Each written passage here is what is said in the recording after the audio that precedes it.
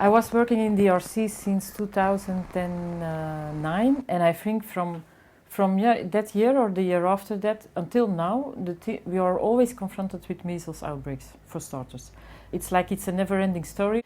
And so when we did the survey, we saw that in Nyanga, only 54% of the children were vaccinated for measles, which is so way below the 90-95% required in order not to have epidemics. And 24% had only received a third dose of pentavalent. So that shows a bit the reality. Yeah. We work in places where the health system ranges from never having existed at all, as in the case for South Sudan, to shot and basically not functioning very well at all, as is currently sadly the case in Syria, to recovering but very heavily affected, as happens in places like Liberia or Sierra Leone. In Sierra Leone, for years, we supported the immunization system, but had tremendous issues with the cold chain, with very few fridges, which basically meant that vaccinators had to go very large distances with cold boxes. Refugees are probably the most vulnerable group to be included in kind of populations that are currently not fitting in within the Gavi framework. And I think it's a matter of urgency to meet the needs of refugee populations. They are the most vulnerable to acquiring preventable infectious diseases. But I think another population that we're seeing is the kind of rural poor or the neglected populations within middle-income countries, people with very little financial power, and I think they are also in real danger of being left behind. One of the points that we made is that average coverage rates for a country as big as Nigeria is not the best way to look at the problem.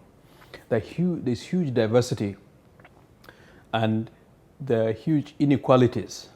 For instance, we showed that the wealthiest 20 of the population, the wealthiest wealth quintile of the population, has almost 8 to 9 times higher coverage than the poorest wealth quintile as of 2008.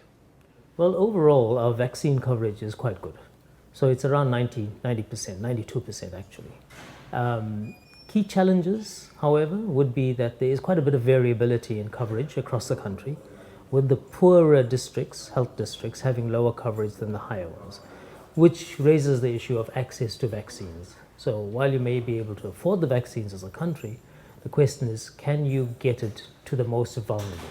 If we want to reach the last child there, the last fifth of the children that are today not vaccinated, we need a lot of more support in general, on all kind of levels. To reach these children, often the ones that are living very rural in very remote villages, but it can also be the children who live in the kind of slums in the big towns, who today also fall into this group who has no access to vaccination.